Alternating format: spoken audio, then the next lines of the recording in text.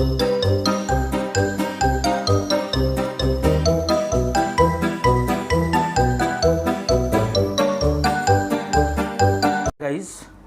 अब तक आप लोगों ने महाराष्ट्र सरकार के द्वारा दिए गए क्वेश्चन बैंक इंग्लिश पेपर में से मैंने आपको क्वेश्चन नंबर 1 बता दिया, 2 फिर बताया है लैंग्वेज स्टडीज़ का।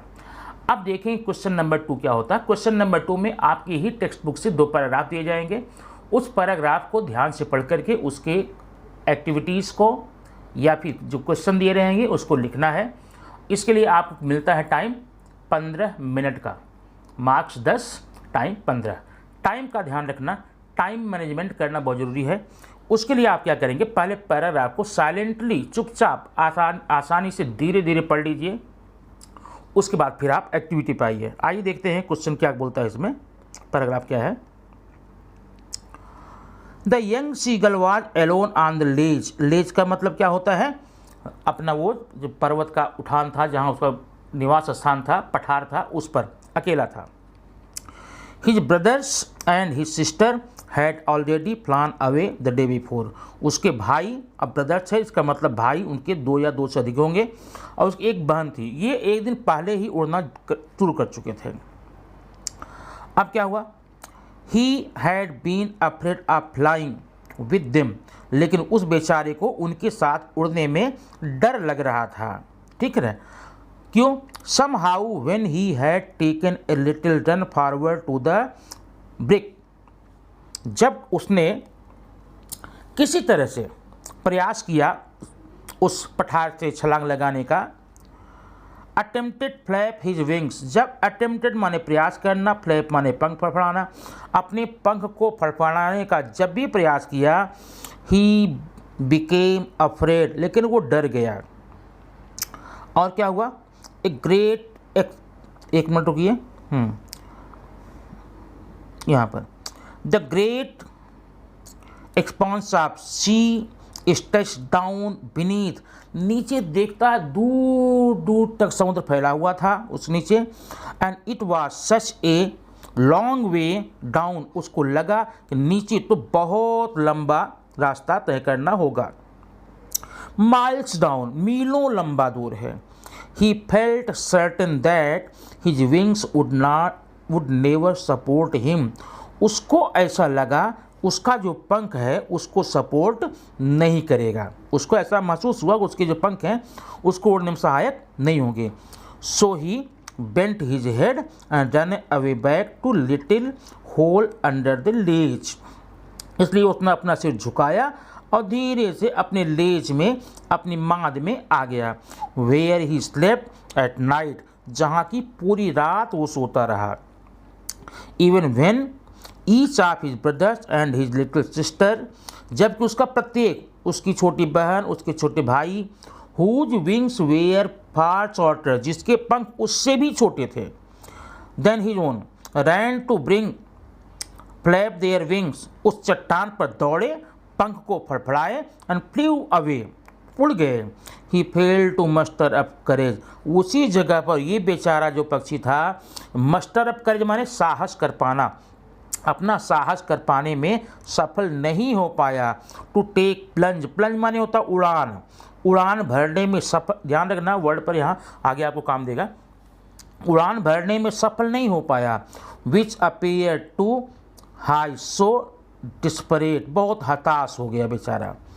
His father and mother had come around calling to him shrilly upbraiding him, उसके मम्मी पापा, किसके, छोटे पक्षी के, छोटे बर्ड के मम्मी पापा उसके आसपास उड़ते हुए आए और क्या कर रहे थे, श्रीली माने कर्कश आवाज़ में चिल्लाए, अब ब्रेडिंग माने डांटते हुए बोले, थ्रेटनिंग धमकी भी दिए। क्या धमकी, माने 3 चीज़ वहाँ पर की उसके माँ बाप, चिल्लाए, धमकी दिए, डांटे। धमकी क्या दिए, to let him storm on his ledge unless he flew away, इसे इसके लेज में, माद में तब तक भूखा रहने दिया जाए जब तक कि यह उड़ना शुरू न कर दे। But for the life of him he could not move, लेकिन भूखा रहना उसे संतोष हुआ, अपनी ज़िंदगी बचाने के लिए वह टस से मस नहीं हुआ, क्योंकि विश्वास था जैसे मैं नीचे जाऊंगा वैसे गिर जाऊंगा। दैट वॉज 24 आवर्स एगो, ये बात 24 घंटे पहले की है। Since then nobody had come near him, उसके बाद उसके भाई बहन माँ बाप कोई भी उसके पास आया तक नहीं। The day before all along he watched his parents flying about with his brothers and sisters, perfecting them in the art of flight। वो बैठे बैठे देख रहा था उसके माँ बाप जो हैं उसके भाई बहनों के इर्द गिर्द उड़ करके उसे उड़ने की कला में परफेक्ट बना रहे थे, ठीक है, टीच कर रहे थे। देम हाउ टू स्किम, कैसे यहाँ पर तरंगों में स्किम किया जाए, कैसे तैरा जाए, निकला जाए। एंड हाउ टू डाइव, कैसे डुबकी लगाई जाए, ठीक है। स्टैंडिंग ऑन रॉक, खड़े खड़े रॉक पर सब देख रहा था। While his parents circled around rising, अब एक मिनट रुकिए, थोड़ा मैं ऊपर करता हूँ यहाँ पर, देखिए, हाँ। And how to dive for fish, माने मछली पकड़ने के लिए कैसे डाइव, कैसे डुबकी लगाएं, ये सिखा रहे थे। ही हैड इन फैक्ट, वह वास्तव में seen his older brother catch his first herring and devour it, उसने अपने बड़े भाई को एक मछली को पकड़ते हुए देखा और उसको डिवेयर करते हुआ, डिवेयर क्या होता है, निगल जाना, गप से निगल जाना, इसका मतलब आप खाने में भी ले सकते हैं। More the whole family had walked about on the big plateau midway down of the opposite dip। सामने की पहाड़ी पर चट्टान पर एक लंबा चौड़ा पठार था, पूरा परिवार आके वहीं उतरा। पूरा परिवार कौन का, उसके भाई बहन मम्मी पापा। और taunting him for his cowardice, और सारे लोग उसको टॉन्ट माने टॉन्ट का मतलब होता है व्यंग करना, व्यंग कर रहे थे उसकी कावर्डिस के लिए, कावर्डिस में कायरतापन के लिए। अब बच्चों आपने ये पैराग्राफ देख लिया है, आइए हम क्वेश्चन देखते हैं। एक्टिविटी नंबर A1 आपको करना क्या है, state whether the following sentences are statements are true और फॉल्स। आपको ट्रू या फॉल्स लिखना है। ध्यान रखना इस सेंटेंस को आपको अपने आंसर शीट नहीं लिखना है, केवल ट्रू TRUE और फॉल्स के लिए FALS। सेंटेंस मत लिखना, सेंटेंस लिख करके टाइम आप वेस्ट मत करना। नंबर 1 इधर देखना, parents of young seagull guided his brothers and sister in the art of flying. उसके पेरेंट्स उसके भाइयों को और बहनों को उड़ने की कला में गाइडेंस कर रहे थे, हाँ कर रहे थे, मतलब ये आप ट्रू टिक मत लगाइएगा, आप यहाँ लिखिएगा यहाँ ट्रू, ठीक है। थोड़ा मुझे लिखने में यहाँ दिक्कत हो रही है, ट्रू, ये ट्रू है। प्रश्न दूसरा है, the whole family kept taunting young seagull for his cowardice. पूरा का पूरा परिवार इस छोटे बच्चे को उसकी कायरता के लिए टॉन्ट कर रहा था, व्यंग कर रहा था। हाँ सही बात है, अब सही हो गया, ट्रू ये भी हो गया। Number 3, the young seagull mustered up courage to take that plunge. छोटे सीगल ने साहस बटोरा, साहस किया उड़ान भरने के लिए, नहीं किया था। ये गलत बोल रहा है, ये झूठ बोल रहा है, और झूठ बोल रहा तो क्या हो जाएगा, फॉल्स हो जाएगा। तीसरा वाला फॉल्स आप लिखना। चौथे में, the young seagull was with his mother on his ledge. Ledge पर सारे लोग उड़ के चले गए थे, इसके साथ केवल इसकी मम्मी बची रह गई थी। नहीं भाई, कोई नहीं बचा था, ये भी फॉल्स है, आप यहाँ लिख देंगे फॉल्स, ठीक है। अब यह देखिए आपका पहला प्रश्न 2 नंबर का हो जाता है। अब ध्यान रखना टाइम आपको देखना है, यहाँ पूरा सेंटेंस जब लिखने बैठे, हाँ कई बार मैंने ये बताया है, कुछ बच्चे लिखते हैं read the following passage and complete the activity. क्यों लिखते हैं उसको, इसको नहीं लिखना है। स्टेट वेदर ट्रू और फॉल्स ये भी नहीं लिखना है, केवल आंसर नंबर डालना है और ट्रू फॉल्स ये सिर्फ वर्ड लिखना है। सेंटेंस आप लिख करके टाइम वेस्ट करेंगे, आपको आगे टाइम मिलेगा नहीं। आइए देखते हैं एक्टिविटी नंबर 2 में क्या है। Describe the attempt made by seagull to fly. वो जो छोटा सीगल था उड़ने का प्रयास किया था, वो कौन कौन सा प्रयास था आपको आइए मैं यहाँ पर दिखाता हूँ। पैसेज अपना आप पीछे आएंगे, अगर एक बार पढ़े रहेंगे तो क्या होगा आपको समझ में आ जाएगा, तुरंत पा जाएंगे। ये देखो, समहाउ यहाँ दे, somehow When he had taken little run forward to the wing of the leech and attempted to flap his wings, he became afraid. ठीक है ना, यहाँ पर इतना आपका आंसर हो जाएगा। यही उसने प्रयास किया था लेकिन उड़ नहीं पाया। आइए अब देखते हैं A3 में। A3 में आपको करना क्या है, ध्यान रखना, ऐसे जैसे कॉलम बना है वैसे कॉलम बना लेना, या कॉलम नहीं बनाते हो तो ऊपर अपने कॉलम में A और B लिख देना। ए बी, तो सबसे पहले ए का पूरा वर्ड लिख दीजिए जैसे है वैसे ही। अब बी वाले में क्या करना, अब ब्रेडिंग है। अब ब्रेडिंग का भी मीनिंग मतलब बताया था डांटना, डांटने के लिए स्कोल्ड आया है तो इसके सामने आप क्या लिखेंगे, स्कोल्ड लिखेंगे, ठीक है, ऐसा लिखेंगे। दूसरा है डिवर, डिवर मतलब खाना, निगल जाना, तो उसका आया है खाने के लिए क्या आया, ईट आया है, तो यहाँ पर आप दूसरे में क्या लिखेंगे, ईट लिखेंगे, ठीक है। और तीसरा क्लिफ, क्लिफ का मतलब होता है एक ढलान जो चट्टान में होती है, तो उसके लिए आपका आया है ए वाला, ठीक है ना, क्लिफ सामने ढलान, ये वाला यहाँ लिखेंगे एक क्लिफ, ठीक है। अगला और कैकल माने होता है कर्कश आवाज़ में चिल्लाना, तो ये अटर श्रिल क्राई आप यहाँ लिखेंगे। ध्यान रखना इस प्रकार से इसके आंसर लिखेंगे। कभी कभी कुछ बच्चे क्या करते हैं, उसकी मीनिंग ऐसे मिलाते हैं, ऐसे मिलाते हैं, ऐसे मिलाते हैं, ये वाला सिस्टम मत कीजिएगा, ये छोटे बच्चों का सिस्टम हुआ करता था पहले। आप सीधा ए कॉलम के सारे वर्ड को लिख लीजिए और बी कॉलम वाले के आमने सामने जो आंसर आता है उसको आप लिख दीजिए। आइए देखते हैं A4। A4 आप ग्रामर होता है, ये 2 नंबर का होता है, बड़ा सिंपल ग्रामर रहेगा। जरा देखिए क्या होता है। सेंटेंस है he could not rise, rewrite the sentence using unable to. अब ध्यान देना, अनेबल करना है। जब भी आपको अनेबल करना आता है आपके सेंटेंस में या तो कैन हो गया तो कुड आएगा, तो यहाँ पर क्या है, कुड है। अगर कैन होता तो is able to, am able to, are able to करते, कुड है तो was able to, were able to करते हैं। अब यहाँ कुड है, इसका मतलब वाज या वेयर आएगा, और ही के साथ में वाज आएगा, he was able to rise, पक्का समझ आया। लेकिन एक प्रॉब्लम है, प्रॉब्लम यह है कि सेंटेंस में नॉट है, या नोटी नॉट, नॉट है तो आप अनेबल टू करेंगे, तो यहाँ पे क्या आंसर होगा, he was unable to rise. अब देखिए कौन सा आंसर सही है, आप वही लिख दीजिएगा। ही कुड गलत है, ही इज गलत है, ही अनेबल गलत है, ये देखिए। चौथा, he was unable to rise. इस प्रकार से इसका आंसर लिख करके आप 1 नंबर आसानी से ले सकते हैं, ठीक है। अब आइए देखते हैं क्वेश्चन नंबर सेकंड, 4th का second. He was tired and weak, exclamatory. अब ध्यान देना, एक्सक्लामेटरी या तो व्हाट से शुरू होगा या तो हाउ शुरू होगा, तो पक्का आप जानते हैं। लेकिन अगर आपके सेंटेंस में ए या एन है तब तो व्हाट से शुरू करना, और उसके अलावा वेरी है, सो है, मच है, एलवाई वर्ड है, या कुछ भी नहीं है तो हम हाउ शुरू करेंगे। इसका मतलब इसमें ए एन नहीं है, व्हाट तो आने वाला नहीं है, ये वाला सी तो आप बिल्कुल होगा नहीं। अब ध्यान ही रखना, हाउ होगा। अब हाउ वाले 2 सेंटेंस दिए गए हैं, जब देखते हैं क्या प्रॉब्लम है। How tired and weak he was, तो सही लग रहा है।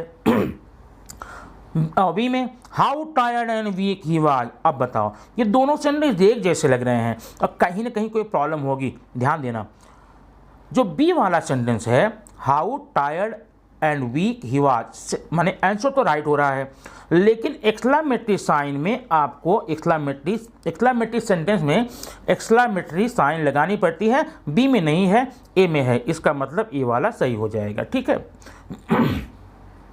अब आइए देखते हैं क्वेश्चन नंबर A5। A5 को बोलते हैं, ये क्या बोलते हैं, पर्सनल रिस्पॉन्स टाइप क्वेश्चन। इसका आंसर आपको अपने मन से लिखना होता है, कभी कभी एग्जाम्पल लेना पड़ता है आपको अपनी बुक से, अपने पैराग्राफ से, तो ले सकते हैं। देखिए, what is your favourite bird, आपका फेवरेट बर्ड क्या है। ध्यान रखना, जब ऐसा क्वेश्चन पूछता है आप अपने पैराग्राफ में दिए गए एग्जाम्पल को बिल्कुल मत लेना, कुछ और ले लो। लिखेंगे I like so many birds very much, such as cuckoo, parrot, sparrow, crow and others, but cuckoo is, अब दिया गया कौन सा है, अब but cuckoo is my favourite bird. Why, क्यों ऐसा भाई, अब देखिए, because cuckoo sings very sweet. इस प्रकार से आपका आंसर हो जाता है 10 नंबर का, ठीक है। अब आइए पैराग्राफ नंबर 2 में लेकर चलते हैं। अब ये पैराग्राफ मैं नहीं पढ़ूंगा, आप खुद पढ़ना और पढ़ करके इसका आंसर बता रहा हूँ।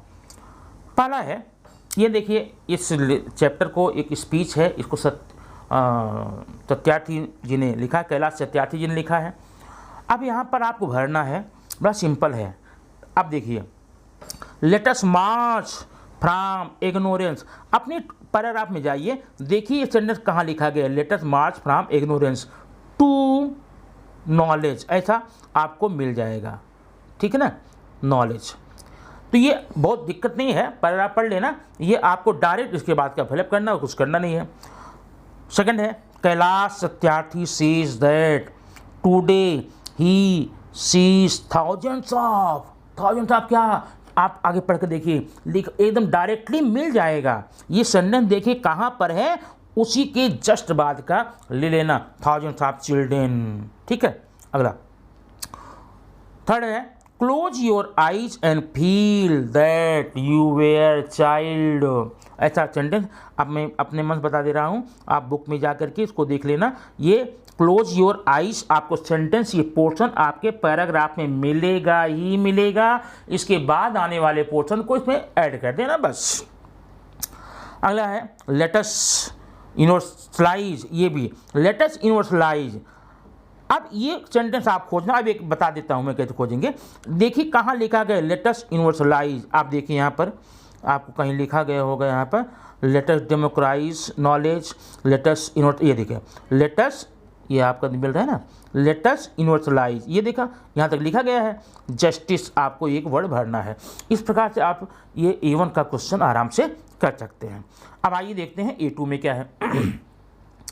A2 में आपको इसे हम वेब चार्ट बोलते हैं, ऐसा दिया जाएगा, आपको भरना होता है। अगर एक बार पैराग्राफ को, स्टैंजा को आप आसानी से धीरे धीरे पढ़ लेंगे, आंसर लिखने में आपको टाइम नहीं लगेगा। ध्यान रखना, इस जो मैप दिख रहा है, वेब चार्ट दिख रहा है, इसको आपको अपने आंसर बुक में ऐसे बनाना भी पड़ेगा, ठीक, बना लेना इसे। चलो देखते हैं। हाउ मतलब honourable Kailash Satyarthi calls for March from, ये कैलाश सत्यार्थी ने लोगों को कॉल किया, बुलावा दिया, किस लिए, मार्च फ्रॉम। मार्च फ्रॉम, ये ढेर सारे एग्जाम्पल आपको मिलेगा, आइए दिखाता हूँ मार्च फ्रॉम कहाँ कहाँ लिखा गया है। आप यहाँ पर देखिए, सेंटेंस एक बार देखेंगे पढ़ करके।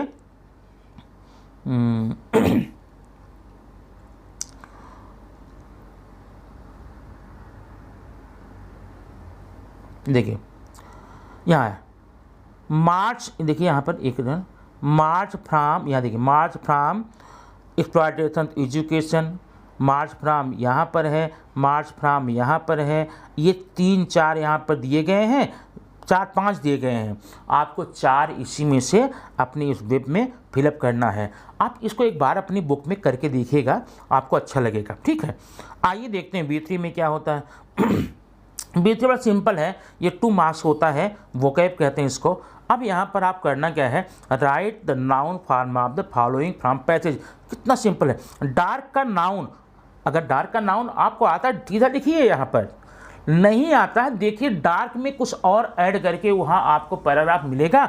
देखेंगे डार्क का डार्कनेस मिल जाएगा, और एक्सप्लॉइट का एक्सप्लॉयटेशन मिल जाएगा, एजुकेट का एजुकेशन मिल जाएगा, इग्नोर का इग्नोरेंस मिल जाएगा। देखो मोस्टली आपको तो आता ही रहता है, लिख लेते हैं, लेकिन कहीं स्पेलिंग में मिस्टेक ना हो, इसलिए आप एक नज़र डाल देंगे पैराग्राफ पर, तो आपके लिए ये पूरा नंबर आपको दे देगा, ठीक है।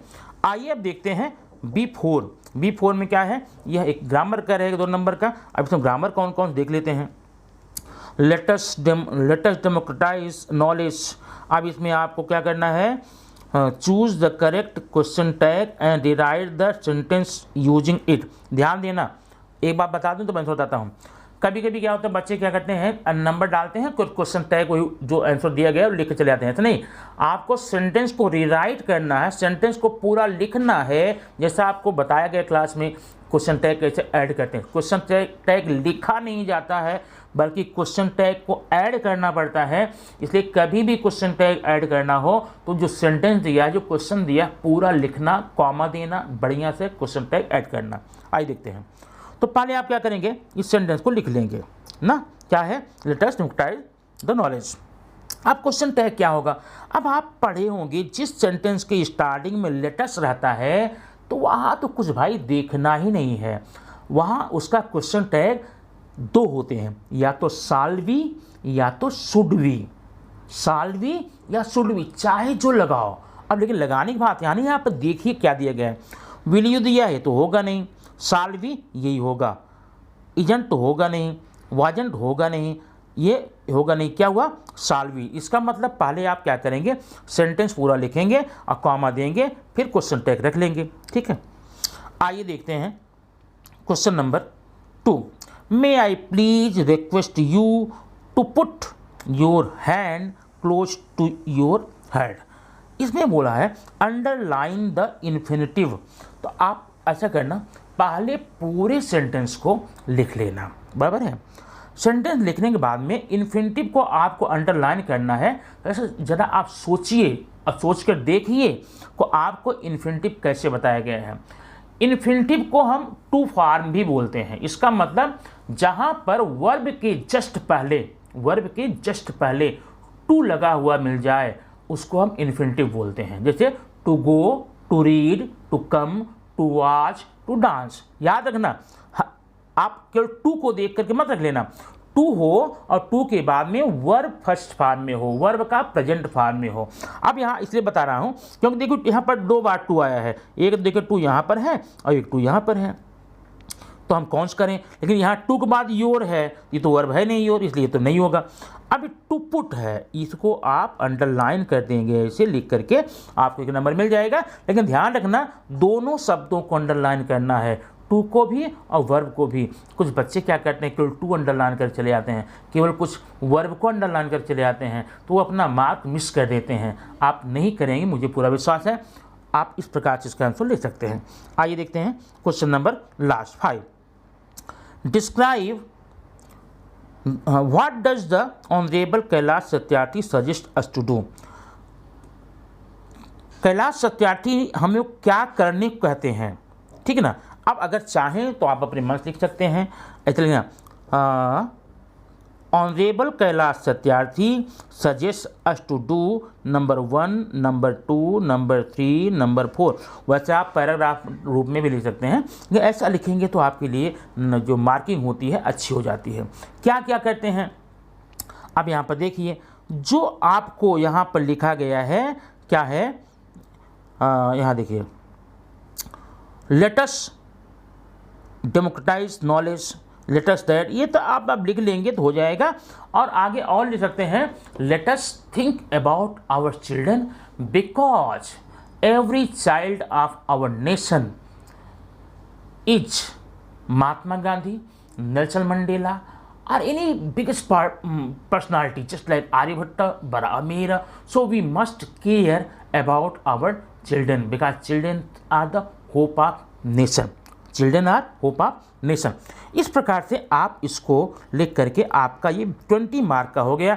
ध्यान ये रखना है, ये 20 मार्क का जो आपका क्वेश्चन है वह आपको आधे घंटे में करना है, आधे घंटे से ऊपर नहीं करेंगे, नहीं तो फिर आपको दिक्कत हो जाती है, आप नंबर नहीं ले सकते। ठीक है, चलिए अब ये 2 पैराग्राफ आप अपनी नोटबुक में कर लेंगे। इसके बाद में अगले सेट में हम और आएंगे। क्वेश्चन नंबर 3 में पोएम आता है, पोएम कराएंगे आपका 2-2 सेट का 20 मार्क का। फिर इस प्रकार से हम आगे बढ़ते रहेंगे। आपको आज मैंने 40 मार्क का पैराग्राफ कराया, कितने 2 सेट कराए ना, 2 सेट में 10-10, 20 फर्स्ट वाला है और 20 सेकंड का। आपको ये वीडियो कैसा लगा, आप इसको अच्छा कीजिए, आप सब्सक्राइब कीजिए और कमेंट बॉक्स में जा करके ज़रूर कमेंट कीजिए कि और ऐसे पैराग्राफ आपको चाहिए क्या। ठीक है, या यहाँ पर कोई प्रॉब्लम होती है तो वो भी शेयर कर सकते हैं। फिर हम अगले वीडियो में ऐसे ही एक नई चीज़ लेकर के मिलेंगे। Thank you very much.